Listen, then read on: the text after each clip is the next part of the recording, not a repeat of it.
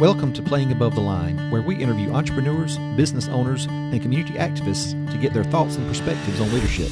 Playing Above the Line is sponsored by Aviso Group, a business consulting and accounting firm focused on preparing clients for the future through innovation and positive growth.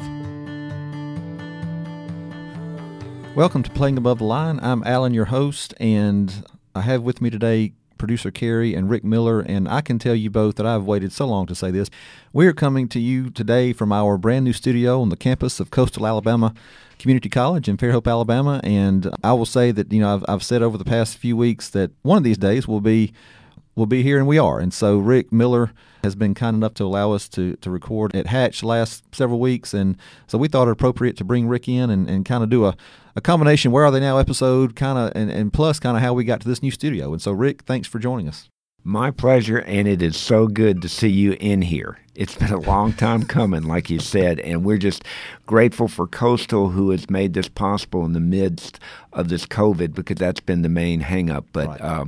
It's a pretty good place. It is. And Kari's got a big smile on her face. She's sitting over there in front of mic number 3, and she is actually going to – this is a record, because I got Kari on the podcast after 99 episodes. She was on for episode 100, and now this is episode probably 102, 103, and she's back. So, hi, Kari. Hi, Alan. Yes, I'm back, and the smile isn't due to being on the microphone. It's because I can actually see the voice waves while we record. Right.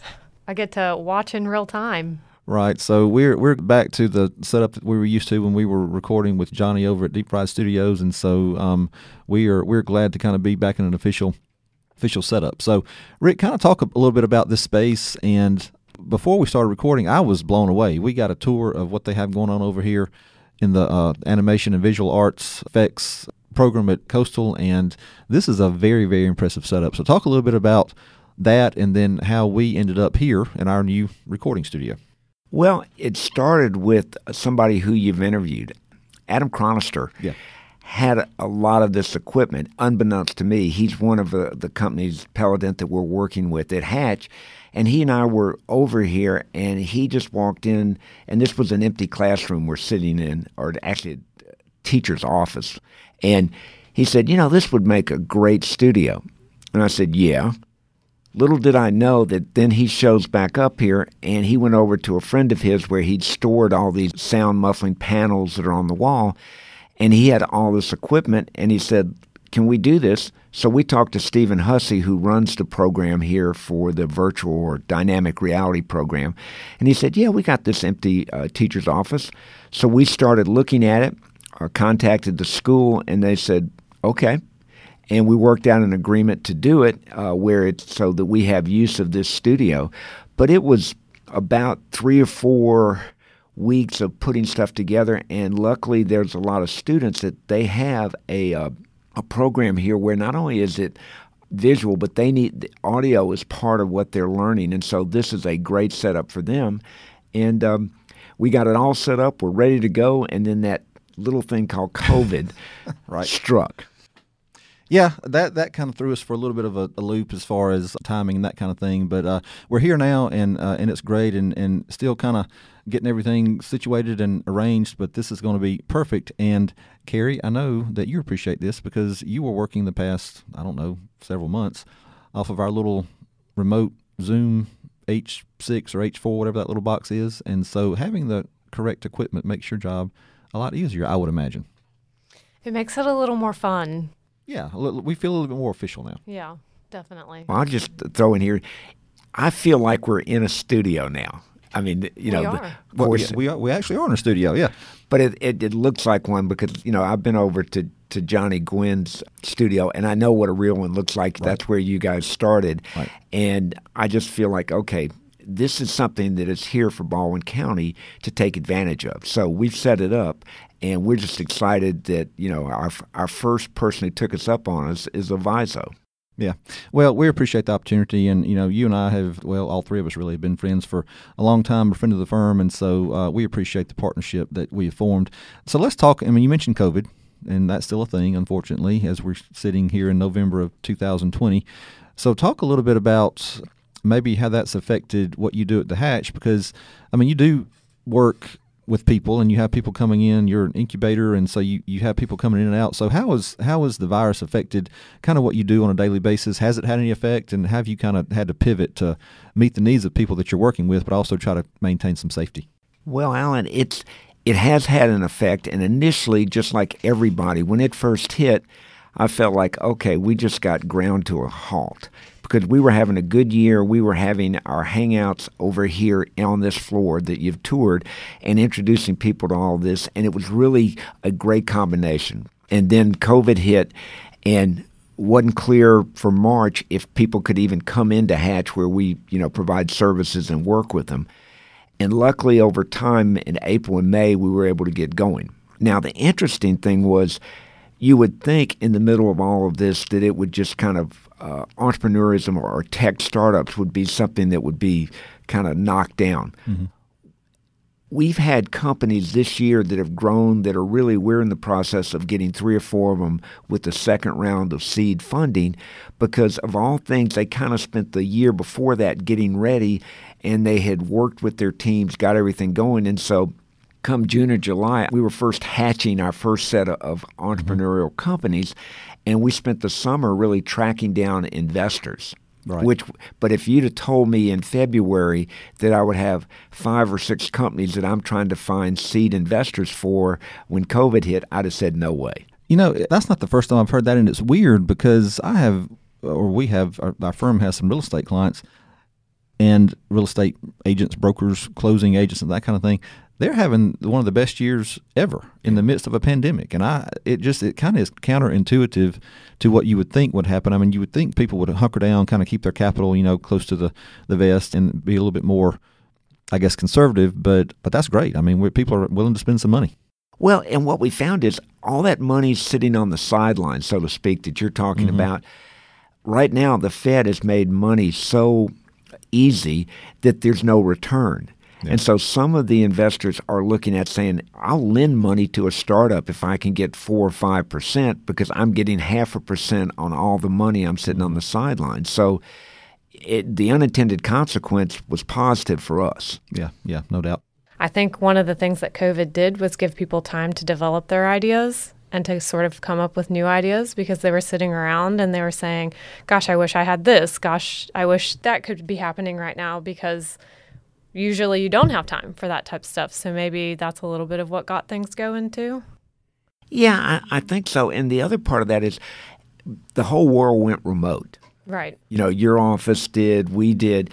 And I think in doing that, it kind of changed the way people looked at opportunities, whereas I think prior to that, because we were so used to being in one space, that people had a limited view of the world. Yeah. And I think a lot of what we're talking about, people can see how you can recruit. And I saw entrepreneurs put together teams that stretch from Uruguay to California to Israel, or teams that got connected during this period and have moved their products forward. And I just have this sense that we all see things differently. And so the concept of working remotely and pulling together the teams has broadened the opportunities for South Alabama to be viewed as a place where a product could come out of. Yeah, no doubt. And speaking of teams, I want to go on and put on record, I want to put this out there for all the podcast land to hear. I expect a commission because I'm right now putting together the team of Rick Miller and Kari Wolf because I happen to know personally that Kari has a little idea notebook that she carries around, and anytime she thinks of something that needs to be an invention that the world should have, that it does not, she will jot those notes down in her notebook. Now, I have never seen it, but I do believe that it exists. And so I want Rick Miller and Kari Wolf to get together and go through that notebook and find the best idea, the best invention, and let's bring it to reality. That's what Hatch does, Kari. That's what he does. That is, well, but Alan, that's a done deal. We're going to give you a carried interest that when it actually goes public, that's when your options will start vesting. Well, I mean, look, I'll take it's coming, I can tell you. Well, they're mostly things of convenience, like a massage table that can flip me so that I don't have to physically flip myself. So I don't know that my invention list is exactly what Rick is looking to work with. I have a pitch contest for you. That's right, you do. That's right, and we'll talk about that in a minute. But I will say that in all seriousness, and we're really kind of taking the leadership routes on the podcast, but entrepreneurship is a real thing. And you said it in jest, Kari, but really, I mean, all of the best ideas came out of necessity, right? I mean, true. that necessity is the mother of invention. And so if you thought something was needed to make something more convenient, then I guarantee you there's at least one more person out there who does, and probably more than that. So there's a market out there for anything that you have in your little notebook. You know, Guy Raz has a very large podcast, and he's on NPR, and the name of the podcast is How I Built This. Oh, yeah. And he's got, I don't know how many, but if you listen to his podcast, what you'll find is just what you said. Most of the products or big companies came out of an entrepreneur, had a problem, and said, I've got to solve this. They solved the problem for themselves and then found out that there were other people who wanted it. They didn't start out to build a big company. They wanted to solve some problem in their life. And that's how things get started, and that's really what Hatch is all about. Yeah, and that's the beauty of the free market. I mean, someone takes a risk to develop something, right, brings it to market, and if there's a need, then demand is going to drive that product being adopted and manufactured and that kind of thing. So that's the beauty of living in this country. I mean, it's a free market society, and the fact that people can make a return on their investment and their risk is one of the reasons why we have what we have today. Well, let me give you a shameless plug to build on that for Playing Above the Line, because Playing Above the Line is all about leadership. And usually what I find in trying to help these companies get to the point where they're ready to seek investors, they're ready to launch their product, the biggest thing that I find missing oftentimes is not the idea. It's the concept of building a team and building and understanding what leadership means beyond having the idea. And so I look at what I've listened to. I didn't listen to all 100, but I've listened to a lot of them. And that's one of those things that I think every entrepreneur needs to listen to, because there's always some nugget out of everybody you've interviewed that will help them understand that there's a difference between an idea and a company. And that difference, a lot of that difference is in the area of leadership.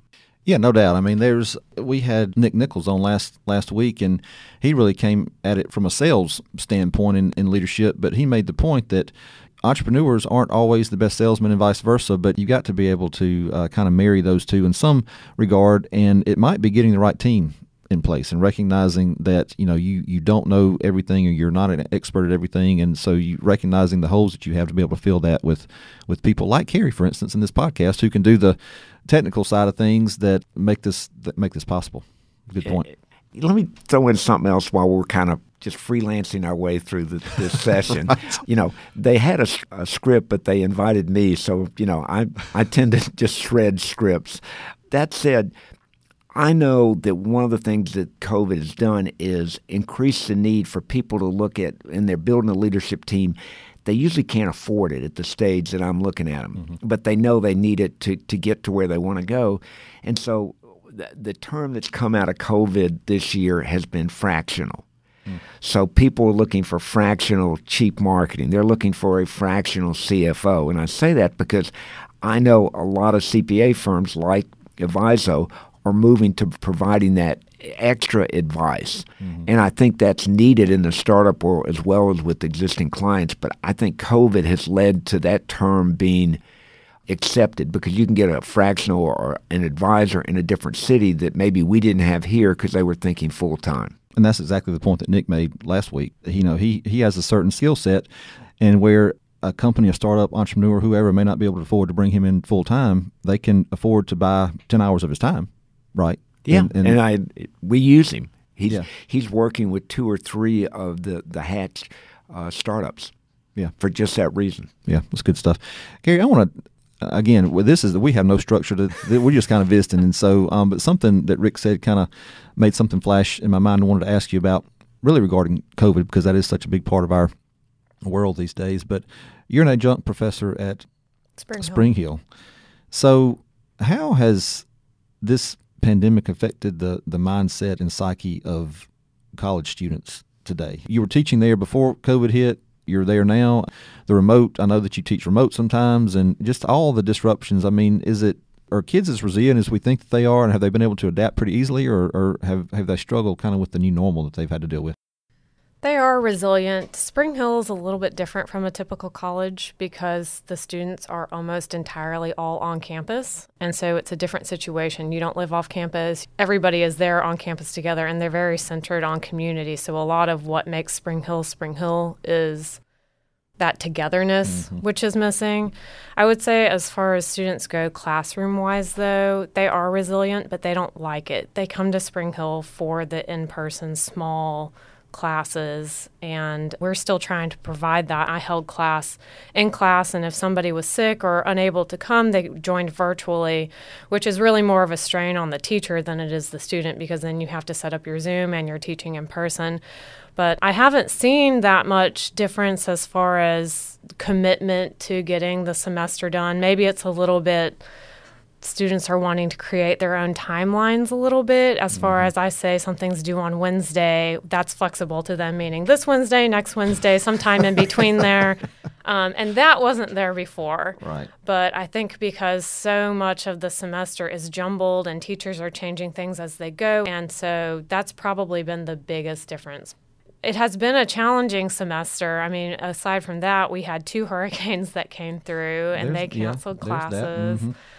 It hasn't been easy, but I've been very impressed with my students. They've been a good group. Yeah. Well, I think the fact that Zoom has become a verb just shows you how much the world has changed in 8 months. I didn't know what Zoom was back in March.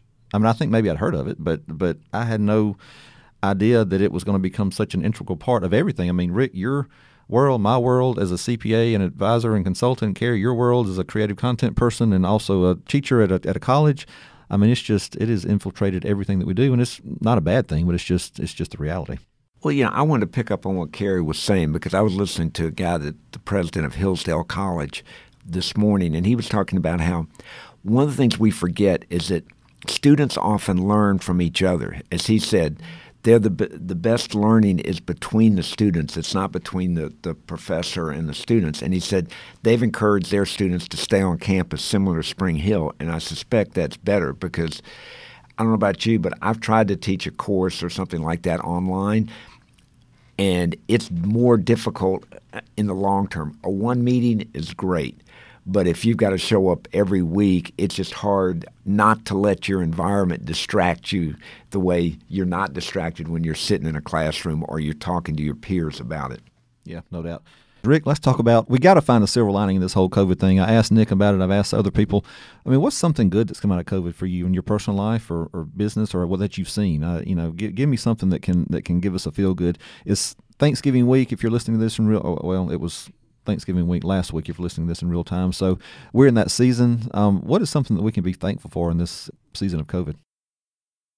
I've got a couple. One, I would say, for me, I was able to spend more time with my son and his family. And COVID led to just my grandson spending more time with us. And in fact, what we found is we had more Sunday nights with my wife and I and my son and his family, and that was special. Yeah. And I know no matter what, time with an 8-year-old or now he's got a 4-month-old, those kind of things came out of COVID to where, in addition, my wife is homeschooling this year the 8-year-old just because of the way school was kind of crazy. Well, just when I come home at lunch to have my grandson there, and usually if there's a math question, all of a sudden I walk in, Diddy, can you help with that? And I know I look at that as a total blessing. Yeah. And the other one was, unbeknownst to me, I got certified in this thing called Tiny Habits, which is how you help people start small to make changes in their life. And if there ever was a time where I've been able to demonstrate that when I see people in hats that are, this isn't working, I just give them a tiny habit. And it's just been one of those things where I couldn't have asked for a better time to kind of learn how to experiment with that to help people when they need to change something and they're stuck. Yeah, no doubt. Kind of reminds me of that old saying, how do you eat an elephant? One bite at a time, small steps, right? Yeah. Kari, what about you? Now, you can either tell me, you can give me a silver lining, you can give me something that I'm going to turn the tables from when you ask me all these things. Either a silver lining or something that you've cut out that you're not going to bring back or something you started doing that maybe you didn't before all this COVID stuff hit. What you got? I had a lot of really positive changes for myself during COVID. I started doing yoga, which I have always been a pretty big workout person. I've always liked to run and go to the gym, and I started doing yoga, and it sort of helped me slow down and spend a little more time on the mental aspects of working out, which I've now integrated into running and gym time, and that has been really positive for me. And I don't think that I would have started doing yoga. I was able to do it because it was online, actually with Sydney Wasden, who was on the podcast a couple episodes ago.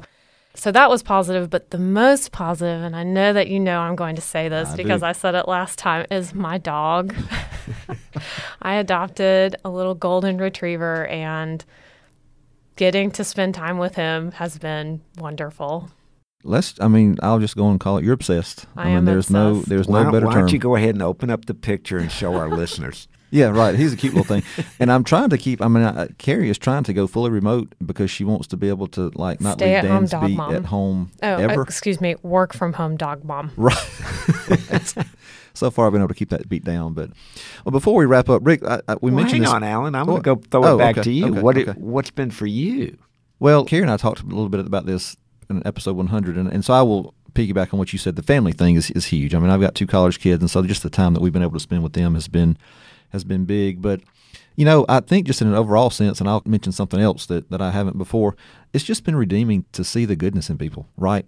There are so many needs out there right now with especially people who have been really affected in the restaurant industry and hospitality industry and that kind of thing. Just to see people step up. Donations to food banks are happening in record numbers. Charities are having great years because people, even though times could be rough, they're still recognizing the needs that are out there of other people, and they're being willing to give of themselves, their time, their money to help those folks who are less fortunate. So I just think it kind of helps redeem the human race maybe a little bit in my mind, all this nastiness that we've seen over the past few months and years with politics and that kind of thing. It's nice to know that people are still good at their core. Well, there's a statement, adversity doesn't make character, it reveals it. Oh, yeah. And that's what you're saying. Yeah, no doubt. So before we go, I do want to back up and mention this virtual reality pitch competition that we kind of just glossed over before. Talk just briefly about that, what it is, and the concept behind that, and what you've got going on there. Adam Chronister and I were sitting around doing our usually meeting for his company, and we were just kind of like this, just kind of freelancing, and we were talking about what if we came up with an idea of taking out the bias in the world. And so we started playing with this, and we came up with this concept of combining Shark Tank with The Mask. And what if we did it in virtual reality? So how do we do that? We set up, and the prototype will premiere December 10th at a symposium that Coastal is putting on for their virtual reality program, where we will have a pitch contest, 2 judges, and the difference will be the pitch person will be an avatar. So it'll be done in a virtual reality stage. It'll look like a TED Talk.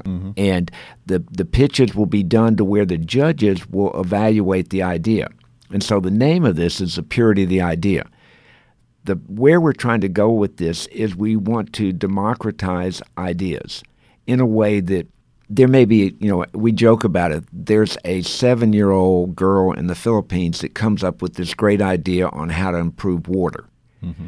So the Bill Gates Foundation is already over there. They give her the equipment, and she does a pitch. You've got some judges in New York that are evaluating this idea, and they said, yeah, this is worth a grant. Then they find out that the person who did it wasn't some MIT graduate, working on the biochemistry. It was a 7-year-old girl. And the point being is we think that there are so many great ideas that oftentimes people are afraid of the experience of pitching or presenting their idea. We want to take that away, and at the same time, we want to take away the bias that it used to be you couldn't get in. A woman could not get in a symphony in the 1800s, and only in the 1900s did they come up with the idea of putting up a screen when you audition for a symphony, and the judges of the symphony committee would pick the best violinist. Then they would find out if it was a male or female violinist. And so that's our concept, is let's take away bias and then at the same time help people that may have a great idea get it presented in a way that's comfortable. So we hope to get this into as a program that we can offer to schools and other folks to help them with that. Because the world's got too many ideas that just never go anywhere because you're not the right person to present it. So many comments. Number one, bias, conscious or unconscious, is absolutely real. Yeah. Number two, Kari, I'm looking at you. I'm signing you up. So look out for the email. So you're going to pick your best idea, and you're going to be part of the virtual reality thing next time they get this thing going. It will be hosted here at Coastal because we're using all the technology that Coastal has here to create the first program will come out of this floor next semester. So, sign up early, Kari. We're going to get you going. Okay. I love it. It's a mix of Shark Tank, The Masked Singer, and American Idol, and The Voice all wrapped up into one. So exactly right. That's so very cool. Adam and I just, as you can tell, we were just playing around, and COVID knocked that one down, but we're just finishing up the pilot, and we'll have it for the December 10th presentation, and it'll be the first ever done this way. So that's pretty cool.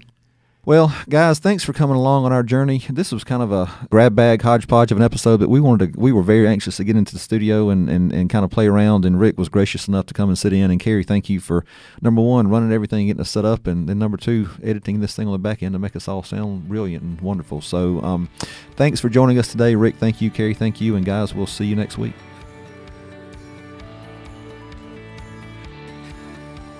We hope you enjoyed today's episode, and if you did, be sure to rate, review, and subscribe on iTunes and Spotify. It definitely helps us in the ratings, and it also makes it easier for other folks to find the podcast. And as always, a big thank you to producer and editor Kari Wolf.